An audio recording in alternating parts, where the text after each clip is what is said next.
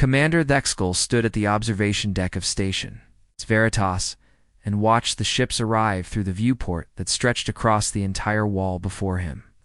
The massive station orbited a neutral world chosen specifically for this summit, where dozens of species would gather to discuss the aftermath of the Vaxir War and the surprising newcomers who had turned the tide when all seemed lost. The commander's scales bore the deep purple scars of plasma burns from the Battle of Crethon Ridge and the silvered patches where acid had eaten through armor during the siege of World Ship Terminus. Thexkel had fought in 47 major engagements across 3 galactic sectors over a career spanning 26 standard years and the Kryn. People considered him one of their finest warriors and tactical minds. He had seen species rise and fall and watched civilizations crumble under the weight of wars they could not sustain, and he knew with certainty that survival in this galaxy required more than courage or technology, but something deeper that the Kryn possessed in abundance, which they called Kethfer, or the iron persistence that separated true warriors from those who merely played at Warth. The human vessel approached among the cluster of arriving ships, and Thexkel studied it with a critical eye, noting its angular design and the scorch marks along its hull that spoke of recent combat. Humans were the topic of endless discussion in military circles these days, with wild stories circulating about their performance against the Vaxir swarm and their seemingly reckless tactics that somehow produced victorious. Thexel considered most of these stories to be propaganda or exaggeration, as he had learned long ago that battlefield reports inflated achievements and every species wanted to believe they had contributed meaningfully to the great victory over the swarm. But the numbers were harder to dismiss because human forces had held 17 star systems that every tactical projection said would fall within weeks. The Vaxia swarm had been the greatest threat the galaxy had faced in living memory, with their bioships in overwhelming numbers and their complete disregard for individual survival, making it nearly impossible to fight using conventional tactics because they would sacrifice 1,000 units to destroy 10 defenders without hesitation. 3 species had gone extinct trying to stop them, and the Kryn themselves had been pushed back from 4 colony worlds before the defensive lines finally stabilized, and even then it had been a near thing, with Thexkel personally ordering the evacuation of civilians from 2 worlds that could not be held. Then humans had entered the war and something changed.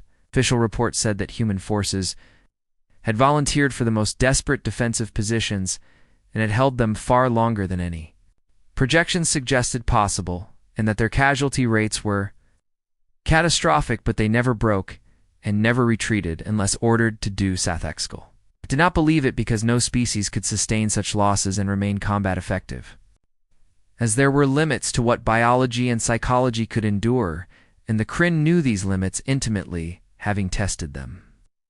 Across centuries of warfare, the human ship docked, and Thexkel made his way to the reception hall where delegations would gather for the opening ceremony, passing other species in the corridors, who nodded respectfully to him because the Kryn reputation preceded them, and everyone knew that. Thexkel himself was a living legend. The reception hall was vast, with representatives from 42 species, arranged by their military traditions, with the warrior cultures given positions of honor near the central platform, where speeches would be made and treaties discussed. Sid Kessel took his position among the Kryn delegation and watched as the humans entered.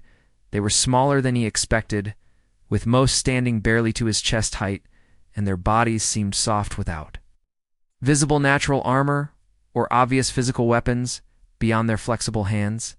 Their skin was various shades of brown and pink and appeared vulnerable to even minor damage, and Thexkel wondered how such fragile creatures survived their own homeworld, let alone a war against the swarm. The human delegation was led by a female, wearing a dark blue uniform with silver insignia that Thexkel's translator identified as colonel rank in their military hierarchy, and her name tag read Chen in both human script and galactic standard.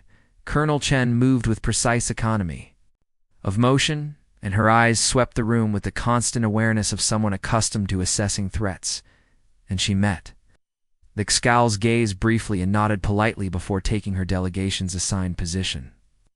Ceremony began with the usual speeches from various ambassadors and military leaders.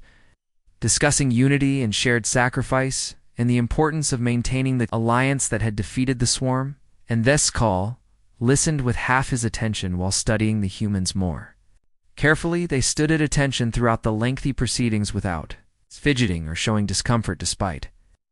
The ceremony lasting nearly 2 standard hours, and their discipline was good, he admitted, though discipline alone did not make warriors. When the formal ceremony concluded, the various delegations mingled in the adjacent hall, where refreshments had been arranged to accommodate the dietary needs of dozens of species, and Hexkel found himself approached by several admirers from other species who wanted to hear stories of his campaigns.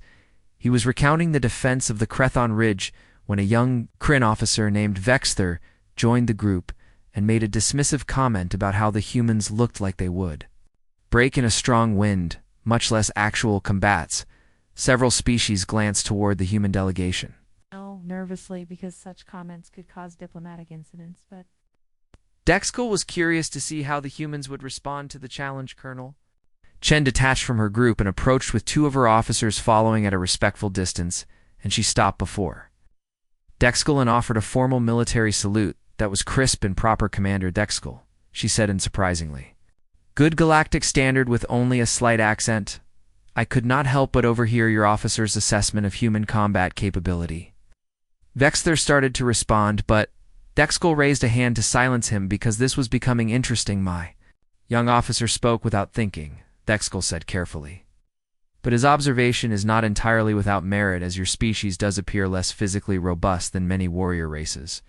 Chen smiled, and it was not a warm expression, but something cold and sharp, like a blade drawn from its sheath. Appearances can be misleading, Commander. She said, perhaps we might exchange stories of our respective wars, and you can judge for yourself whether humans are as fragile as we appear. The other species in the hall had grown quiet, sensing something significant was about to occur, and Nexkel felt a spark of genuine interest, because this human was challenging him in a way that was both respectful and bold. Very well, Colonel, he said. I accept your proposal, as I am always interested in learning how other species approach warfare.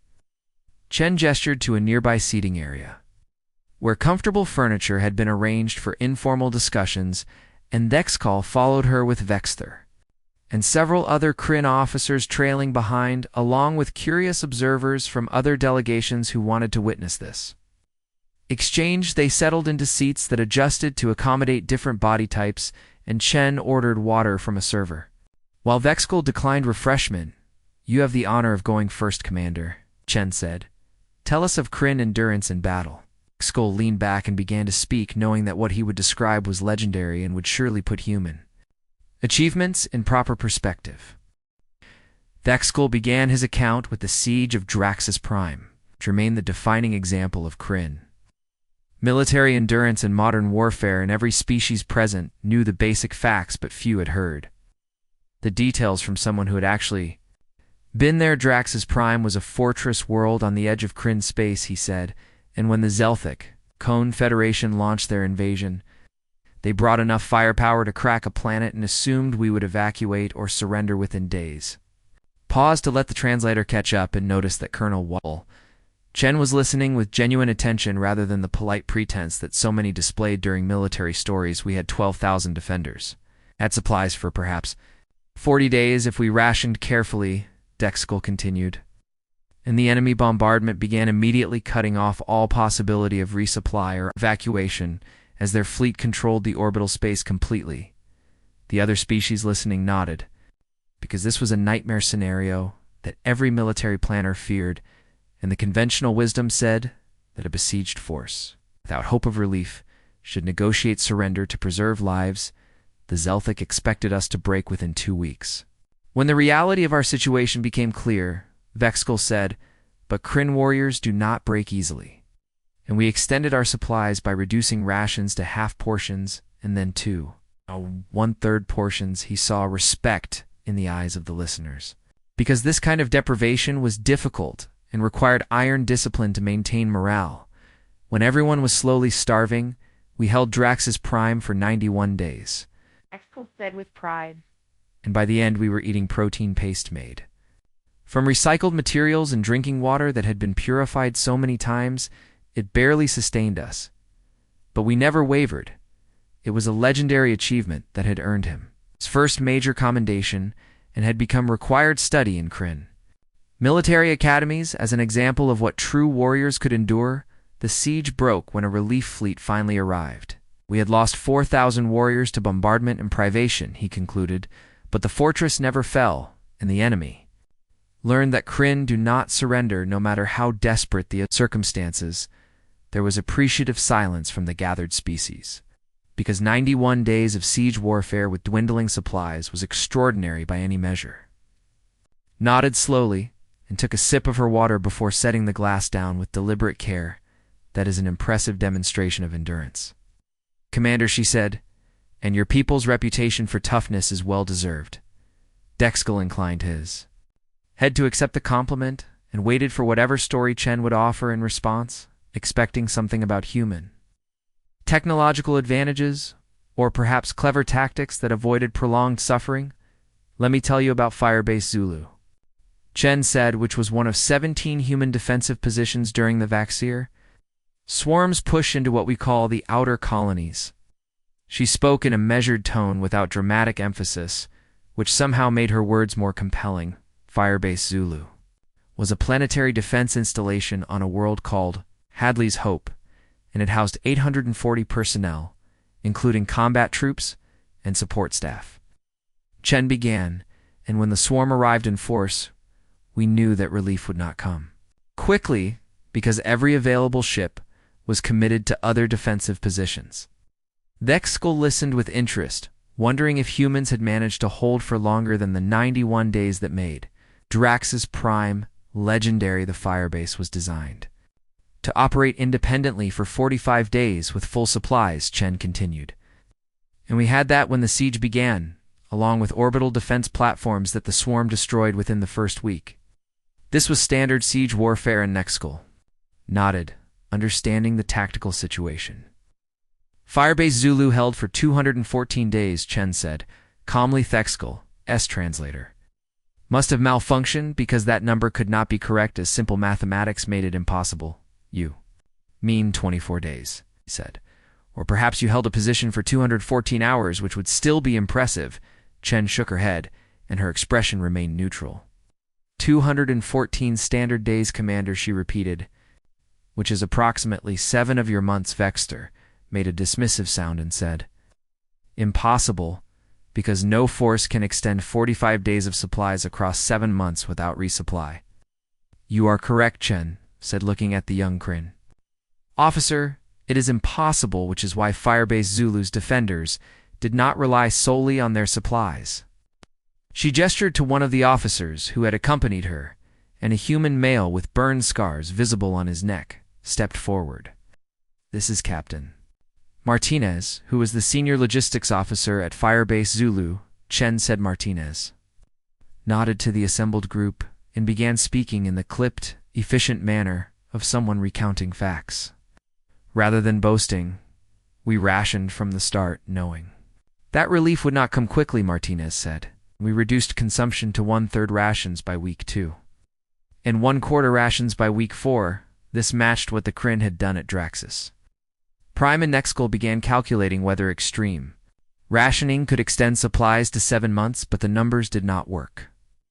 By day 60, our standard rations were exhausted, Martinez continued, so we began supplementing with local food sources. Dexkel relaxed slightly because this explained the discrepancy, as many worlds had edible vegetation or small animals that could sustain defenders. The planet had a fungus that grew in the lower levels of our installation, Martinez said, and our biologists determined it was not immediately toxic to human digestion. The word immediately caught Dexkel's attention. The fungus caused liver damage with prolonged consumption, Martinez said, as casually as if discussing weather, and kidney problems and intestinal bleeding in about 40% of personnel. Several of the listening aliens made sounds of distress, because deliberately eating something that caused organ damage was not rationing but slow suicide. We calculated that the damage from the fungus would kill us more slowly than starvation, Martinez explained, so it was an acceptable trade-off, and our medical staff worked to manage the symptoms as best they could. The Xkal felt the first stirring of genuine surprise because this went beyond normal military endurance. Into something else entirely, our medical supplies ran out by day 90. Chen said, taking over the narrative, which meant that our doctors were performing necessary surgeries without anesthesia. She said this without dramatic emphasis, as if it were a normal logistical challenge. We had 73 surgeries performed under those conditions, Chen continued, including amputations and removal of shrapnel and treatment of wounds. Infected by swarm bioweapons, Dexkal had experienced battlefield medicine and knew that surgery without anesthesia was torture that many could not survive psychologically. Even if they lived physically, how many of your personnel went insane from the pain? He asked none, Chen said, though we did have some who needed to be sedated afterward using improvised methods, and alcohol from our cleaning supplies served that purpose adequately, the casual way she described using industrial alcohol as medicine made. The Skal's scales itched with discomfort by day. 120 we were operating at what we classified as critical degradation, Chen said, which meant that approximately 60% of our personnel were injured, sick, or suffering from malnutrition. Severe enough to impair combat effectiveness, any Korean commander would have negotiated surrender at that point because a force operating at 40% effectiveness could not maintain a defensive position. We reorganized our defensive positions, Chen said, and assigned the most severely wounded 2 static positions where they could operate weapons while seated or lying down, and we gave the soldiers who were dying from fungus poisoning or infected wounds positions at the most likely breach points. The Exco understood what she was describing, and his voice came out rougher than intended when he spoke. You were saying that you gave weapons to your dying and told them to hold positions until death? Yes, Commander, Chen said, meeting his eyes. We called it expectant triage, and it was the most efficient use of personnel who would not survive anyway, and they understood and accepted their assignments. The other species listening had grown very quiet because what Chen described was not warfare as they understood it, but something far darker. Firebase Zulu was relieved on day 214, Chen concluded, and of the original 840 personnel we had 203 survivors. The mathematics hit Dexkal like a physical blow because that was 76% casualties, and no force sustained such losses and remained functional. That is not possible, he said flatly. Colonel Chen did not appear offended by this call's flat denial of her account, but simply gestured to another member of her delegation, and a woman with lieutenant's insignia approached the group with a pronounced limp that spoke of old injuries. Commander, this is Lieutenant Sarah Okoro, who served at Firebase Zulu, Chen said, and she was one of the expectant triage assignments. I mentioned that Dexkal studied the lieutenant carefully, noting the burn scars on her hands and the way she held her left arms slightly stiff, as if the shoulder had been damaged and never properly healed. Was assigned to Breach Point 7 on day 138, Lieutenant Okoro said in a quiet voice, and I had an infected wound in my abdomen from swarm bioacid that had eaten through the muscle wall, and our medics said I had perhaps 3 days before sepsis would kill me. She spoke without self-pity or dramatic emphasis, merely reciting facts.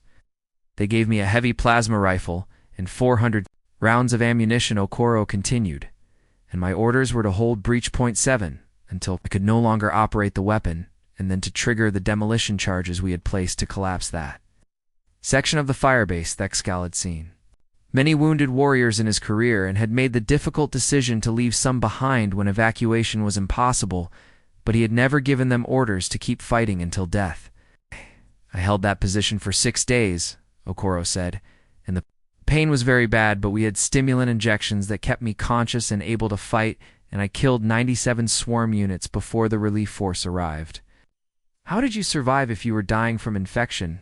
Vexler demanded suspiciously. The relief force brought medical supplies, including antibiotics, Okoro said, and the doctor said, I was perhaps 8 hours from death when they got to me, but human bodies are stubborn and sometimes refuse to die on schedule. Other human officers had joined the growing circle of listeners, and the Xkal realized that Chen had orchestrated this gathering deliberately to demonstrate something that words alone could not convey. Male with captain's insignia spoke up without being prompted. I commanded a destroyer during the Battle of Kepler Station, he said, and we took critical damage to our life support systems early in the engagement, which meant we had perhaps 10 days of breathable air for a crew of 214 that scowled. Knew where this story was going and felt a growing sense of dread. We remained in combat for 43 days, the captain said, and we managed this by putting crew members into medically induced comas and rotating shifts so that only 20% of the crew was breathing at any given time. The casual way he described deliberately shutting down his crew's consciousness as a resource. Management strategy made the Excal head hurt. We rotated shifts every 4 days, the captain continued, and each rotation meant we had to wake up one group while putting another group under, and approximately 12% of personnel did not wake up from the induced comas due to complications. You killed your own crew, someone said from the crowd of listeners. No, the captain said firmly. We lost crew members to medical complications while implementing the only strategy that allowed us to keep fighting, and every single crew member volunteered for the rotation because we all understood that surrender or retreat meant that Kepler Station and its 200,000 civilians would fall to the swarm. A Kryn warrior could understand sacrifice for civilians, but this level of calculated self-destruction was beyond anything in there. Tactical doctrine. A human marine with a scarred face added his own account. My unit fought on the surface of Tertes Prime for 11 months, he said. By month 4, we had exhausted our medical supplies, which meant that when you got wounded, you either died quickly or you kept fighting. He lifted his left arm, which the Excal now noticed was held at an odd angle. I broke my arm in 3 places during month 6.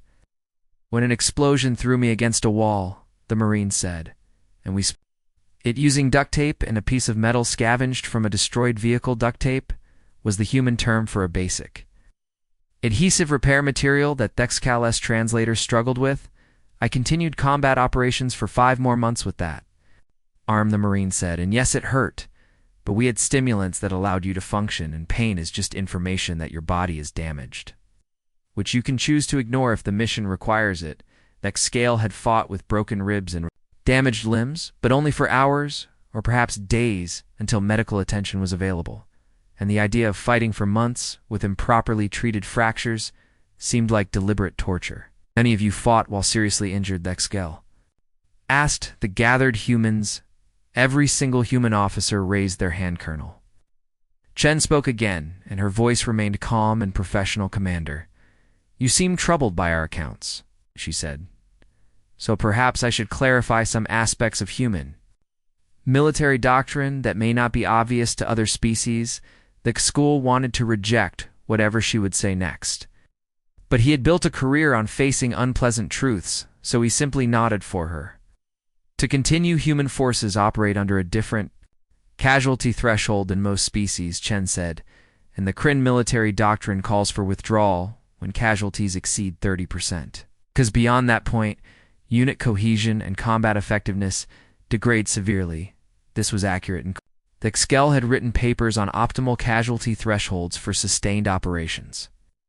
Human forces regularly operate at 60 to 70% casualties, Chen said, and we consider this acceptable for critical defensive operations. The number was so absurd that Dexkel almost laughed, but Chen's expression remained serious. That is impossible, he said, because no military force can sustain effectiveness with only 30 or 40% of personnel remaining. You are correct that effectiveness degrades, Chen said, but human forces do not become non-functional until casualties exceed 90%. She pulled out a small data tablet and brought up what appeared to be official military reports. During the Vaxir War, we had 17 combat units that fought until they ceased to exist as functional organizations, Chen said, which means they took casualties exceeding 95%, but continued engaging the enemy until relief arrived or the position was overrun.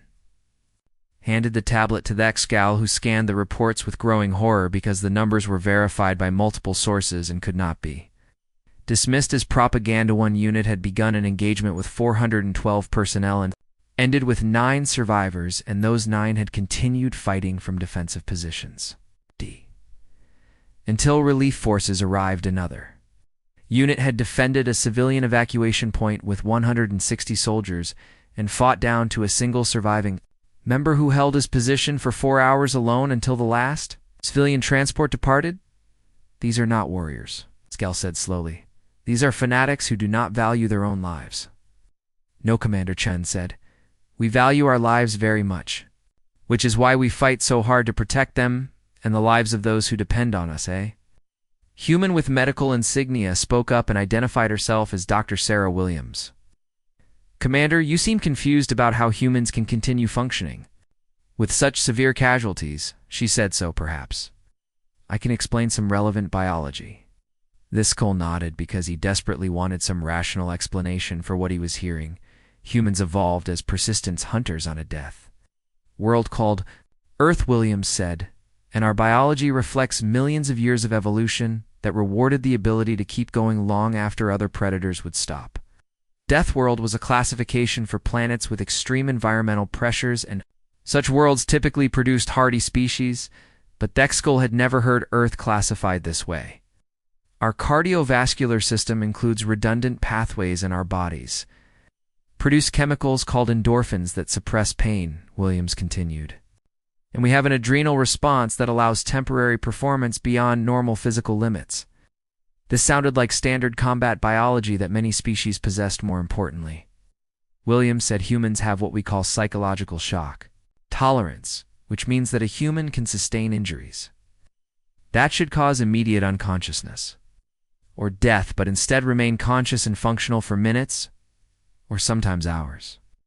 She pulled up medical scans showing human internal anatomy, documented cases during the war where humans fought with injuries that should have been immediately fatal, Williams said, including a soldier who continued combat operations for 17 minutes after sustaining a wound that severed his hepatic artery. Vexkull knew enough biology to understand that such a wound meant rapid blood loss and death within minutes. How is that possible, he asked. We do not fully understand it, Williams admitted, but human bodies seem capable of temporarily ignoring normal biological limits when survival requires it, and our psychological conditioning reinforces this because human military training specifically teaches soldiers to override their survival instincts. The idea of deliberately training warriors to ignore survival instincts seemed counterproductive because survival instincts existed to keep individuals alive. Do you understand what we are telling you, Commander? Colonel Chen asked quietly. Humans do not fight the way other species fight because we approach warfare as a problem that requires whatever solution achieves the objective regardless of cost to ourselves. Dexkull excused himself from the gathering and returned to his quarters on Station Veritas with his mind churning through everything he had heard because the human accounts contradicted everything he understood about military operations and sustainable combat doctrine. He could not sleep despite his body's exhaustion, and instead sat at his desk and accessed the military database that all allied commanders had been granted clearance to review for purposes of coordination and strategic planning. The human military records were extensive, and Dexkull began with the official after-action reports from the HFY War, focusing on the 17 defensive positions that had supposedly held against overwhelming odds. Firebase Zulu was indeed documented exactly as Colonel Chen had described, with detailed casualty reports and supply manifests that confirmed the timeline. And the final count of 203 survivors from 840 original personnel. Sexel cross-referenced the report with medical records and found documentation of the injuries Chen had mentioned, including 73 surgeries performed without anesthesia and extensive treatment of fungus-related organ damage in surviving personnel. Moved to other defensive positions and found similar patterns repeated across multiple engagements. Firebase Echo had held for 196 days, with final casualties of 81%. Firebase Romeo had sustained 93% casualties before relief arrived. 3 firebases had fought until literally 0 personnel remained alive, with the last defenders triggering demolition charges to deny the swarm access to the installation. Shixlack pulled up battlefield footage recovered from helmet cameras and defensive sensors and watched with growing discomfort as humans fought with injuries that would have incapacitated any.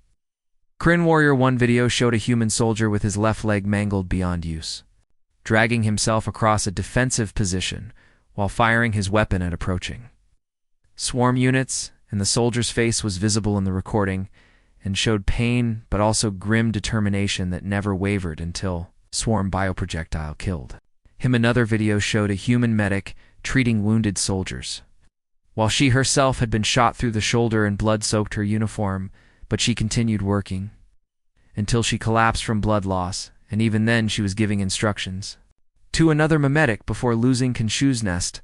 Steckel watched for hours and saw the same pattern repeated endlessly as humans fought with broken bones and burns and infections and blood loss that should have rendered them unconscious, but they kept fighting until they physically could not continue.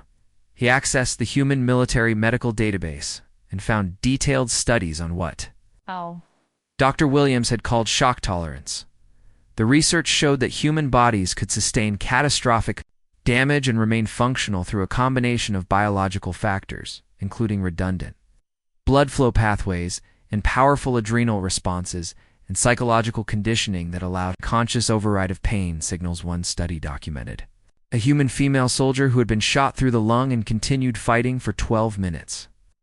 Before receiving medical attention, and during those 12 minutes, she had eliminated 6 enemy combatants and helped drag 2 wounded comrades to safety. The medical analysis concluded that her lung had been 70% collapsed, but her remaining lung capacity combined with her body's stress response had allowed sufficient oxygenation to maintain consciousness and motor.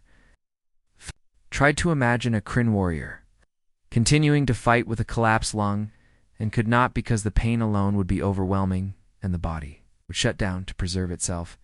He found psychological profiles of human soldiers and discovered that human military training deliberately conditioned personnel to continue functioning in situations that would break other species. Humans trained under simulated conditions of extreme pain and deprivation and psychological stress, and those who completed training had demonstrated the ability to override normal survival instincts in favor of mission completion.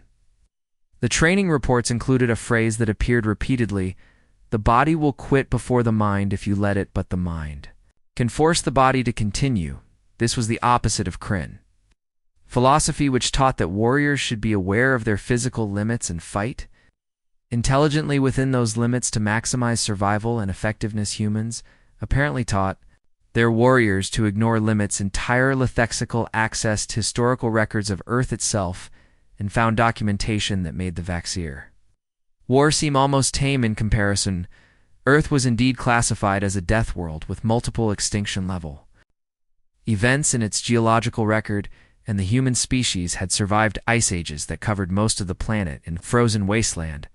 They had survived plagues that killed significant portions of their population, had fought wars with primitive weapons that killed millions and then recovered and rebuilt their civilization's Earths. Evolutionary pressure had apparently created a species that simply did not know when to quit. Keskel found records of early human history that documented warfare before they achieved space travel, and was shocked by the brutality and casualty rates of conflicts fought with chemical weapons and atomic bombs and simple bullets. Humans had fought wars that lasted years with millions of casualties and then returned home and built families and raised children as if such trauma was simply part of normal existence. One historical battle called Stalingrad had lasted 5 months with total casualties exceeding 2 million people, and both sides had fought through winter cold and starvation and constant bombardment until one side finally broke. Another engagement called the Somme had resulted in over 1 million casualties in 4 months, and humans continued fighting there despite the astronomical death. Tolthexkel realized that the Vaxir War was not an aberration, but rather a continuation of how humans had always approached conflict, with a willingness to pay any price to achieve their objectives. He accessed the human philosophical and cultural database looking for explanations and found that human societies had developed entire systems of honor and duty that glorified sacrifice. They told stories about warriors who gave their lives to protect others and elevated such individuals to legendary status. They had concepts like greater love has no one than this, that someone lay down his life for his friends, and dulci eti, decorum est, pro patria mori, which meant it is sweet and proper to die for one's country. Humans actively taught their children that self-sacrifice was noble and honorable ethical thought about Kryn. Culture which also valued warriors, but in a fundamentally different way, because Kryn celebrated warriors who survived and returned home with honor, intact, dying, and battle was sometimes necessary, but it was not something to seek or glorify. Humans seemed to view death in combat as acceptable or even desirable. If it served a greater purpose, he found psychological studies on human motivation and discovered that humans possessed unusual capacity for what they called empathy, which allowed them to feel the suffering of others as if it were their own. This empathy drove humans to protect those who could not protect themselves and made them willing to sacrifice their own well-being for strangers. The studies suggested that human military effectiveness was not despite their empathy, but because of it, as soldiers fought harder when protecting others than they ever would for purely self-interested. 8.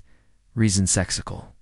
Read case studies of human soldiers who had performed extraordinary actions to protect civilians and comrades. One soldier had thrown himself on top of an explosive device to shield others from the blast, and died instantly, but saved for lives. Another soldier had charged an enemy position alone to draw fire away from wounded comrades and sustained 19 gunshot wounds before dying. These were not rare exceptions, but rather common enough that humans had military awards specifically to recognize such actions. The Human Medal of Honor and Victoria Cross and dozens of similar decorations from various human nations were awarded to those who showed extreme courage and self-sacrifice. Sexel checked the database and found thousands of such awards given throughout human history. He returned to the Vaxir War records and looked at human casualty statistics with new understanding. Humans had lost 273,000 military personnel during the war, which represented approximately 8% of their total deployed forces by Kryn standards.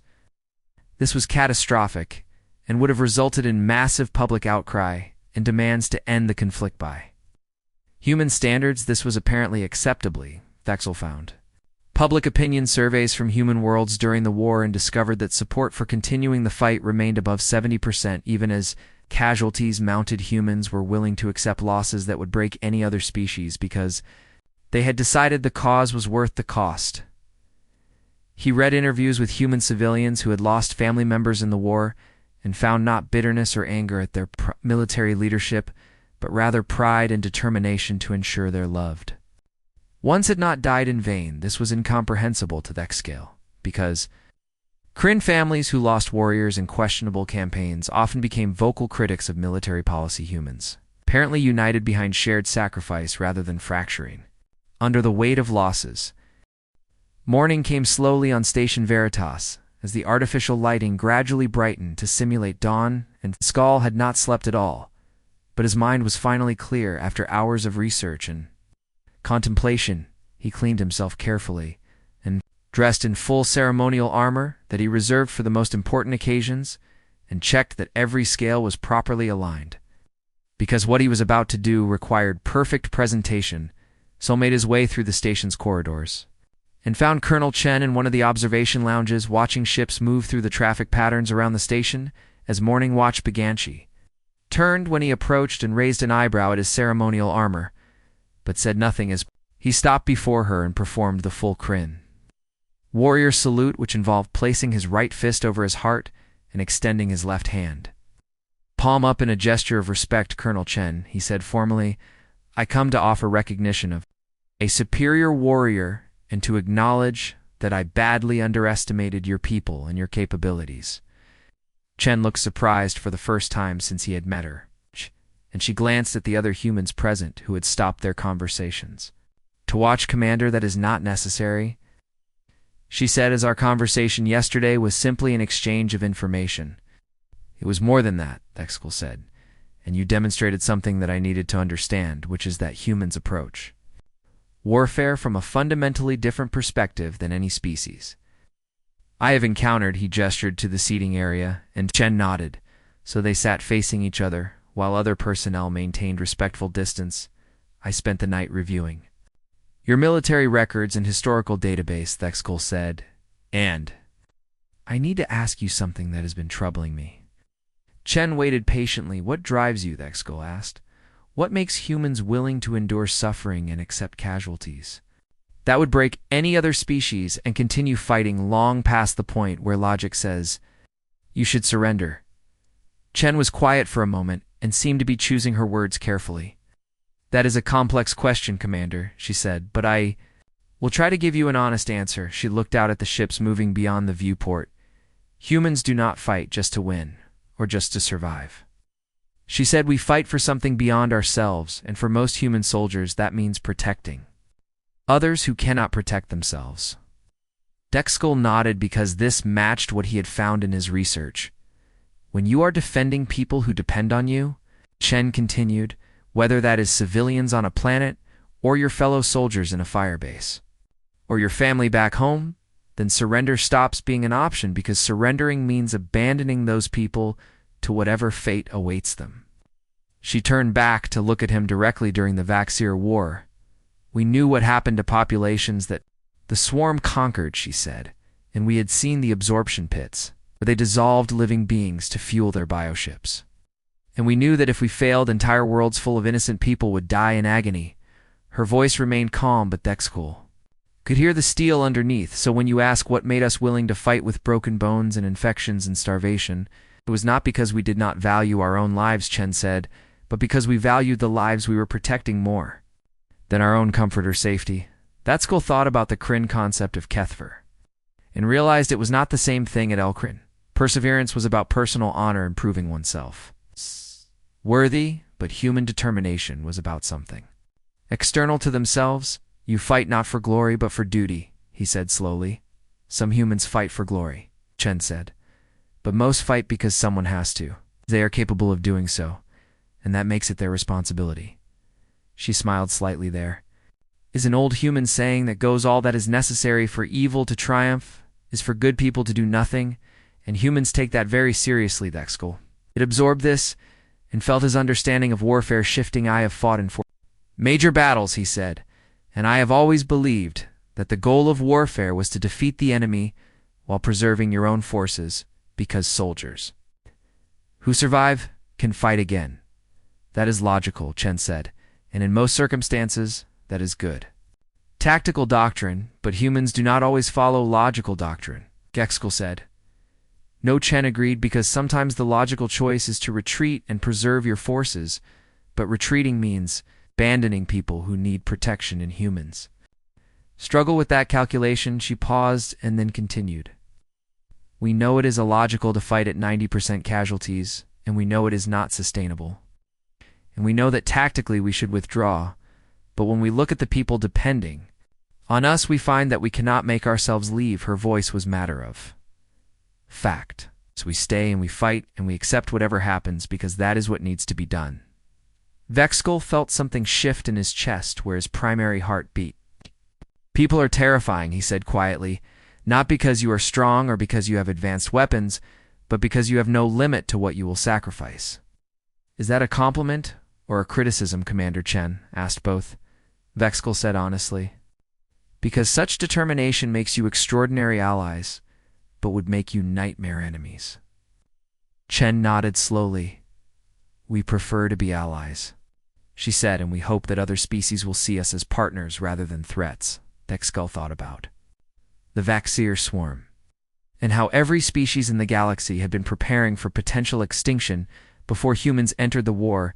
The swarm had conquered or destroyed dozens of species before encountering humanity, he said, and military analysts across the galaxy believed they were unstoppable because their numerical advantage and willingness to accept unlimited casualties gave them insurmountable tactical superiority. Yes, Chen said, we read the tactical assessments before we engaged. Then the assessments said that the only way to defeat the swarm was to have a force equally willing to accept unlimited casualties, Dexkull said. But no species in the galaxy was capable of that because it violated every principle of sustainable warfare. He looked at Chen directly, except humans who apparently already operated that way naturally. Chen shrugged slightly. We do not think of it as accepting unlimited casualties, she said. We think of it as doing whatever is necessary, and the casualties are simply the costs that must be paid. Dexkull understood now why the swarm had withdrawn from human space. The swarm had finally encountered an enemy that would not break no matter the cost, and continuing to fight humans would eventually drain swarm resources faster than they could be replenished. You broke them, Dexkel said, not through military superiority, but through sheer stubborn refusal to accept defeat. We prefer to think we outlasted them, Chen said, but yes, that is essentially accurate. Dexkel stood, and Chen stood as well. I came here to recognize you as a superior warrior, he said, but that is insufficient because what you and your species represent is something beyond individual combat prowess. He performed the full salute. Again, humans are the most dangerous military force in the galaxy, he said formally, not because of your technology or your numbers, but because you fundamentally do not know how to quit, and any species that makes you their enemy will face an opponent who will pay any price to achieve victory, Chen returned, the salute that is high praise from a warrior of your reputation, Commander. She said, it is also a warning that I intend to deliver to the Kryn High Command, Dexkel said, because my people need to understand that humanity should be treated as the most valuable possible ally, the most catastrophic possible enemy. He paused and then continued, I recommend immediate deepening of our alliance, because having you as friends might just save the galaxy from whatever threats emerge next. Chen smiled, and this time it was warm rather than cold. We would welcome closer ties with the Kryn, she said, and we have great respect for your people's military traditions. In achievements, our achievements seem modest compared to yours, Dexkel said. But perhaps we can learn from each other. That would be good, Chen said, because humans have much to learn about sustainable operations and strategic patience, and those are areas where the Kryn excel. Dexkel appreciated that she acknowledged Kryn's strengths rather than simply basking in human superiority. Stood in comfortable silence for a moment, watching the ships beyond the viewport. Can I ask one more question? Dexkel said. Of course, when you fought at Firebase Zulu, and you were eating fungus that damaged your organs, and watching your comrades die, and performing surgery without anesthesia, he said, did you ever consider surrender? Chen thought for a moment. No, she said, simply because surrendering meant that the civilians we were protecting would die, and we had decided that was not acceptable. Hey, so we did what we had to do, even though it cost you 637 lives. Yes, Chen said, and every one of those 637 people made the same choice we did, which was that protecting those civilians was worth any price we had to pay. Dexko felt something like awe mixed with horror. Species is going to change the galaxy, he said. We hope so, Chen said, and we hope that change will be for the better.